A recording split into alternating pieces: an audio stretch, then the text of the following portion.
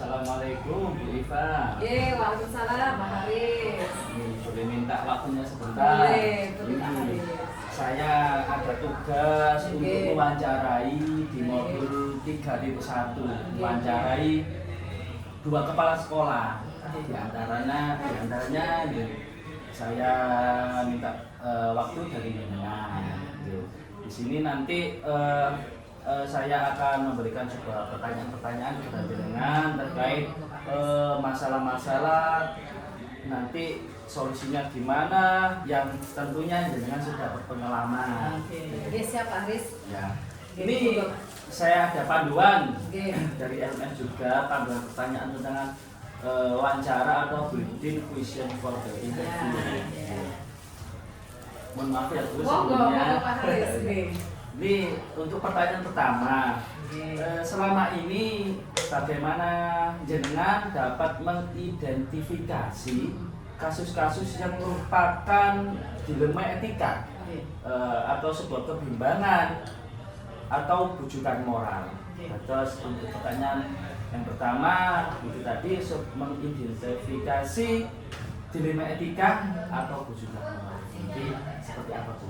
Boleh dijelaskan? Oke, Pak Haris, bahwasanya kalau kita sudah terjun ya di dalam sekolah atau dalam kepemimpinan, dilema etika dan bujukan moral itu pasti hampir setiap hari kita temukan.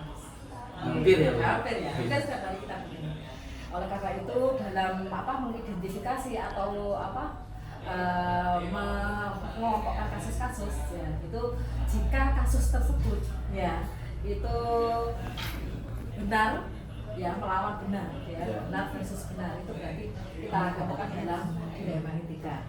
Sedangkan kalau kasusnya permasalahan itu sebuah kesalahan ya, salah versus benar, atau kita kelompokkan dalam bujukan moral, karena bujukan itu kan adalah sebuah kesalahan kan. Ya. Jadi salah versus benar itu kita masukkan ke dalam bujukan moral Pak. Bisa untuk sebuah permasalahan kalau benar sama benar itu masuk di dilema etika seperti itu ya. Kemudian kalau di kasus itu salah dengan benar itu termasuk di bujukan moral. Jadi ada sebuah sebuah bujukan yang nanti moralnya agar menjadi lebih baik seperti Betul itu ya. sekali Pak. Ya pastinya yang benar tadi harus kita harus kita ambil, karena kan versus salah versus benar. Yang benar itu tadi yang harus kita ambil dengan seleksi. Oke. Ini pertanyaan kedua Bu. Oke. Untuk yang selama ini bagaimana jenengan menjalankan pengambilan keputusan di sekolah jenengan? Terutama untuk kasus-kasus di mana ada 2 kepentingan yang sama, 2 kepentingan sama-sama benar atau yang sama-sama mengandung nilai kebajikan. Jadi ketika ada kasus sama-sama benar, gimana jenengan mengambil sebuah keputusan dari 2 kepentingan tersebut? Iya. Seperti apa Bu? Ya, jadi dalam pengambilan sebuah keputusan ini pastinya ya, karena kita memang sudah sudah dapat ilmu ini ya Pak Haris ya. Sudah dapat ilmu, jenengan juga sudah melaksanakan MERD sekarang di demonstrasi kontekstualnya ya. Jadi dalam pengambilan keputusan ini ada 4 paradigma dan 3 prinsip Pak Haris. Jadi 4 paradigma ini harus kita pahami bahwasanya dalam sebuah kasus itu ada paradigma kita, cara berpikir kita. Ini kita berdasarkan justice versus versi ya. Jadi keadilan melawan sebuah kasih sayang atau kemudian ada yang individual versus community. Kepentingan individu melawan kepentingan kelompok. Kemudian ada juga short term ya versus long term. Jadi jangka pendek melawan jangka panjang. Dan yang terakhir adalah truth versus loyalty, ya, kebenaran melawan sebuah kesetiaan. Ya, jadi kita identifikasi berdasarkan pemikiran 4 paradigma. Sedangkan cara eksekusi kasusnya, cara menyelesaikan solusinya itu ada 3 ya. Jadi selama ini ya dari 3 ilmu prinsip pengambilan keputusan itu kita tahu bahwasanya ada evidence thinking ya, jadi kita berpikir berdasarkan hasil akhir. Kemudian ada rule based thinking berdasarkan peraturan. Jadi peraturan itu kita berpikir berdasarkan peraturan dan characteristic. Jadi rasa kasih sayang atau peduli ya, berpikir karena kasihan gitu ya, kasihan atau berdasarkan rasa peduli dan kasihan. Ya, dari 3 itu yang sering ya sekali saya lakukan atau saya eksekusi itu adalah characteristic thinking dan rule-based thinking. Jadi rasa peduli dan peraturan. Jadi untuk yang perlu digarisbawahi tadi, ketika mengambil sebuah keputusan, seorang kepala sekolah merujuk ke 4 paradigma yang disampaikan tadi dan 3 prinsip sebenarnya. Di antaranya ya hasil akhir, kemudian sebuah peraturan yang sudah ada di sekolah, dan kemudian peduli atau kasihan. Yang sering itu ya care dan rasa peduli dan rule atau peraturan. Yang berikutnya untuk langkah-langkah atau prosedur seperti apa yang biasa jenengan lakukan selama ini? Langkah-langkah atau prosedur apa yang biasanya jenengan lakukan? Pengambilan keputusan. Iya, betul. Jadi karena memang kita sudah belajar teori ya. Alhamdulillahnya kita setelah belajar teori diberi kesempatan ini Pak Haris ya. Kan juga seperti itu. Sekarang masih tahap belajar. Nanti insya Allah menunggu antrian mungkin ini. Menunggu antrian untuk bisa mengeksekusi gitu ya. Diberi kesempatan untuk bisa ada ini kebijakan untuk bisa memimpin gitu ya. Jadi dari teori yang sudah kita pelajari dalam pengambilan keputusan ini ada 9 langkah Pak Haris. 9 langkah ya, yang dimana di sana itu ada, kalau saya itu biar mudah ya, jadi mungkin kayak seperti akronim pemetaan ini ya kerja gitu ya, jadi coaching dengan tirtanya ya. Nah di 9 keputusan ini juga saya buat akronim biar mudah gitu ya, ini ya. Jadi ada NITE ya, NITE itu nomor 1 NITE, SAFA ya, SAFA, kemudian UBS, UBB, kemudian ada print solusi, itu dinasti trilema ya, kemudian ada buku, yang terakhir sebagai refleksi. Jadi NITE itu adalah kita mencari nilai yang bertentangan. Nilai bertentangan. Nah, NITE itu adalah nilai yang bertentangan. Di sini bertentangan apa? Ya dalam hal ini bahasa berbeda. Kasusnya harus ini jadi bertentangan. Kemudian ada SAFA, ya saya itu kita cari siapa saja orangnya orangnya siapa saja yang terlibat. Kemudian kita cari fakta. Ya, fakta-faktanya, fakta-fakta yang bisa relevan untuk bisa menyelesaikan kasus ini. Kemudian UBS ya, UBS itu uji benar salah. Jadi kita cari di situ apakah kasusnya tadi sebuah kesalahan versus betul gitu ya, benar salah atau benar, jadi uji benar atau salah. Jadi kalau memang ada salah dan betul ya harus kita betul ini ya, benar ya kita ambil gitu. Kalau memang ini ternyata yang kita alami kasusnya adalah sebuah kebenaran melawan kebenaran ya, berarti UBB ya, berarti uji benar-benar. Uji benar-benar ini nanti langsung kita eksekusi di print solusi. Kita lakukan sebuah prinsip resolusi yaitu 3 tadi, rule, care, dan N ya. Jadi berpikir akhir, kemudian berpikir akhir, kemudian peduli ya, dan yang terakhir adalah peraturan. Jadi 3 prinsip itu. Kemudian yang ke-7 itu adalah si trilema. Jadi kita menginvestigasi opsi trilema, kita cari solusi lain gitu ya, selain 3 tadi gitu. Berdasarkan cara berpikir 3 tadi. Kemudian yang ke-8 yaitu buku guru itu adalah buat keputusan. Buat keputusan. Buat keputusan. Maksudnya itu gimana, Bu? Buat keputusan, jadi misalnya ya kita ngambilnya care-based thinking ya, care-based thinking. Kemudian setelah kita berdasarkan misalnya tadi ya, karena mungkin karena kasihan. Saya kan ini kemarin itu ada kasus reshuffle komite itu ya. Di sisi lain dia itu sudah sepuh ya, sakit-sakitan. Itu kan opsi pertama. Yang kedua itu banyak apa ya, kinerjanya tidak efektif. Kan benar juga kan? Ya, kinerja yang tidak efektif dan beliau juga harus kesehatannya banyak yang terganggu. Itu maksudnya sudah apa ya, kontrol gitu, sudah tidak pensiun lagi, sudah sepuh gitu loh. Oleh karena itu kita care-based thinking, jadi kita berdasarkan rasa kasihan. Ya akhirnya kita ganti. Buat keputusan, akhirnya putusannya apa? Ganti begitu, diganti. Jadi beliau kita ganti karena memang care-based thinking tadi, karena rasa kasihan tadi, beliau biar fokus ke kesehatannya. Kita karena saya ke beliau tadi biar fokus ke kesehatannya, kita cari yang lebih produktif. Jadi keputusannya seperti itu. Akhirnya kita ganti, reshuffle gitu. Memang kesehatan itu yang utama. Terus yang terakhir adalah fleksi. Fleksi adalah kita harus refleksi ya, karena harus membudayakan refleksi ya. Refleksi itu tadi ya, kita gimana sih dari 9 langkah tadi, efektif nggak?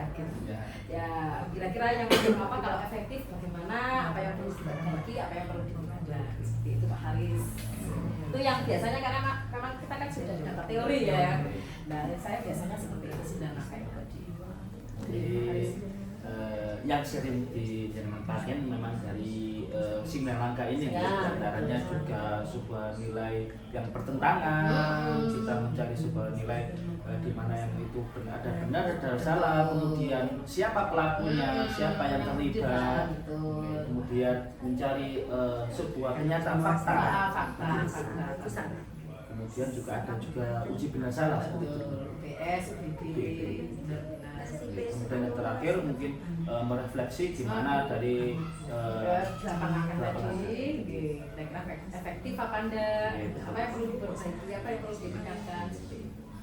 Oke, pertanyaan berikutnya.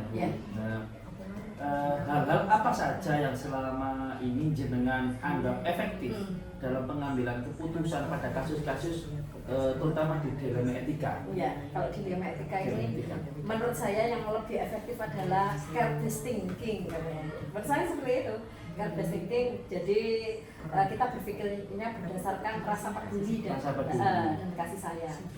Itu yang lebih efektif Pak Haris. Ya yang apa pastinya ya yang lain sih ini menyesuaikan, biasanya ya bisa berdasarkan aturan atau kalau nggak gitu berdasarkan ini apa tadi aturan, dan yang terakhir ini apa dampaknya ya, dampaknya jangka pendek atau jangka panjang. Jadi memang yang lebih dipentingkan itu lebih ke rasa peduli dan kasih sayang. Ya. Untuk soal berikutnya, pertanyaan berikutnya. Siap. Hal-hal apa saja yang selama ini merupakan sebuah tantangan dalam pengambilan keputusan tersebut pada kasus-kasus dilema etika yang tadi? Apa tantangannya? Iya, tantangannya karena memang sebuah kasus ya Pak Haris ya. Kita kan manusia biasa kan Pak Haris ya.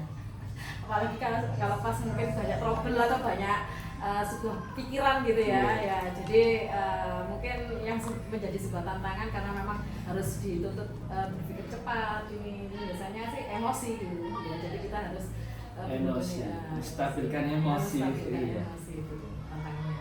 Kemudian ada beberapa apa ya, pastinya kan kalau kita sebagai pemimpin itu kan ada guru yang kita apa ya bertanggung jawab atas mereka gitu ya, dan mereka pun punya karakter yang berbeda-beda.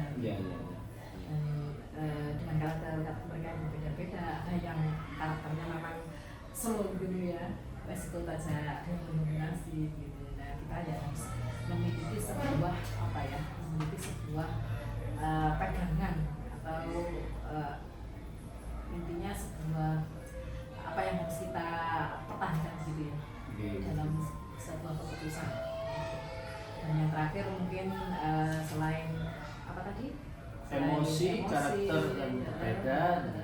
Terus mungkin rasa rasa terburu-buru mungkin ya, karena memang harus cepat dan lain sebagainya. Ini rasa terburu-buru ini mungkin harus lebih dikelola lagi dengan pemikiran yang matang. Terburu-buru dalam mengambil sebuah keputusan. Betul sekali. Jadi tantangannya diantaranya emosi, diantara karakter berbeda juga, kemudian yang terakhir itu terburu-buru. Karena diburu waktu mungkin seperti itu ya. Ini pertanyaan berikutnya. Apakah jenengan memiliki sebuah tata kala atau sebuah jadwal tertentu dalam sebuah menyelesaikan kasus yang dilema etika tadi? Apakah Anda langsung menyelesaikan di tempat atau memiliki sebuah jadwal yang untuk menyelesaikannya? Bentuk atau prosedur seperti apa yang jenengan jalankan? Siap. Jadi sebuah kasus itu Pak Haris ya, itu kan ada skalanya Pak, ada skala ringan dan berat ya Pak. Oh, ada skala ringan. Iya.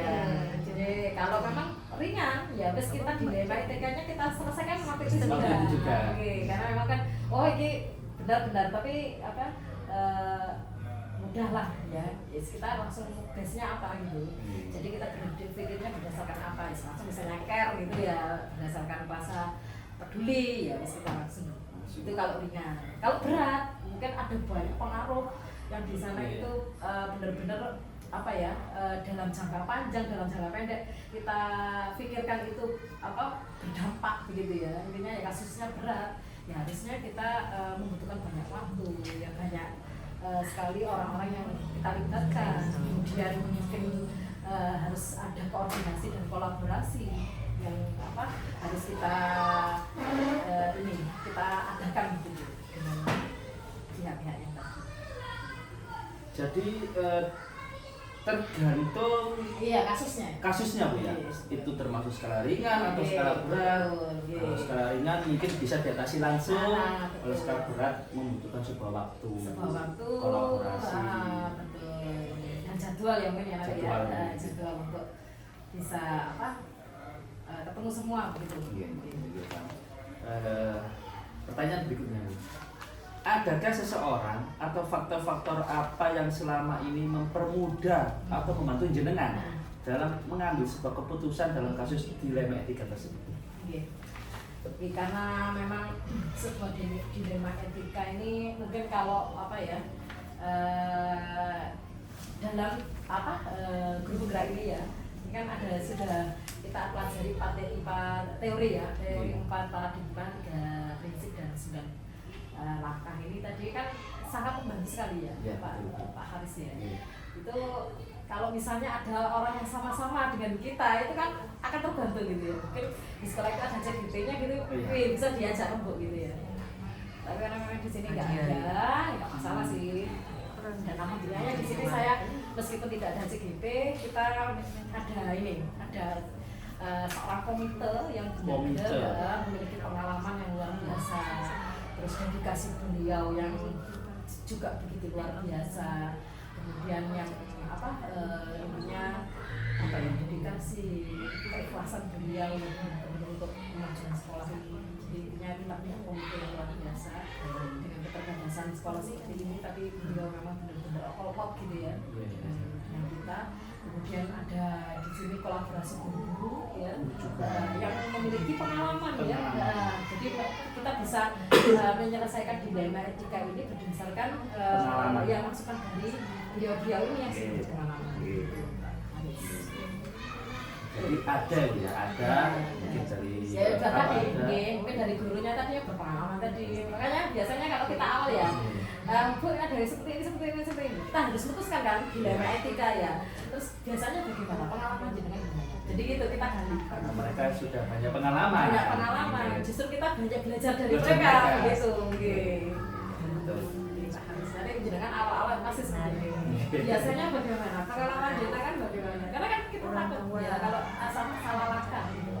Iya betul. Jadi kita memang kita punya sebuah ide keputusan, tapi kita mungkin bisa tanya yang berpengalaman. Betul, berpengalaman. Kemudian kemudian intinya apa dengan pengalaman itu tadi mungkin kalau ini tadi nanti bagus dan nanti jangka panjangnya juga berdampak bagus kita ambil Ya, betul. kalau ini ya Untuk pertanyaan terakhir, oke siap Pak Haris. dari semua hal yang telah disampaikan tadi, pembelajaran apa yang dapat dengan petik dari pengalaman jenengan dalam mengambil sebuah keputusan di etika? Jadi pembelajaran seperti apa? Iya, jadi pembelajaran yang benar-benar sangat membantu saya gitu ya. Betul. Jadi teori-teori ini yang kita pelajari di guru penggerak ini Pak Haris, 4 paradigma, 3 prinsip dan 9 langkah ini benar-benar bisa membantu kita apa ya intinya petunjuk lah gitu ya. Jadi kalau kita umat muslim itu Al-Quran ya, Al-Quran ya. Jadi Al-Quran kita ya intinya dengan petunjuk itu tadi kita bisa apa ya mengeksekusi, bisa melaksanakan ya sesuai dengan aturan-aturan yang teori-teori yang sudah kita dapatkan di guru penggerak. Dengan itu tadi yang apa bisa saya petik, bisa saya ambil bahwasanya teori di pengambilan keputusan ini sangat membantu saya ya dalam menyelesaikan dilema etika yang saya alami di apa di sekolah ya. Dimana di sana itu teori tersebut adalah salah satunya adalah hasil dari filosofi Dian Dewantara, di mana di sana itu beliau menginginkan pendidikan ya, mewujudkan pendidikan yang bertujuan untuk membahagiakan ya, memberikan keselamatan untuk siswa ya, memberikan pada murid ya, untuk siswa juga mungkin untuk guru ya, para stakeholder di sekolah ya, sehingga terwujud sehingga dapat mewujudkan merdeka belajar mungkin ya, merdeka mengajar dan bisa mungkin di komite nanti merdeka berpikir mungkin seperti itu. Jadi sebuah pembelajaran yang sudah kita dapat kemudian kita terapkan, jadi betul. menjadi sebuah clue ya, tunjuk ya, gitu. petunjuk yang berakhir dengan ilmu yang bermanfaat. Betul sekali Pak Haris. Itu saja yang dapat saya tanyakan Bu. Terima kasih banyak atas waktunya. Mohon maaf jika sudah mengganggu waktunya. Oh, tidak mengganggu Pak Haris. Terima kasih. Assalamualaikum. Assalamualaikum. Waalaikumsalam warahmatullahi wabarakatuh.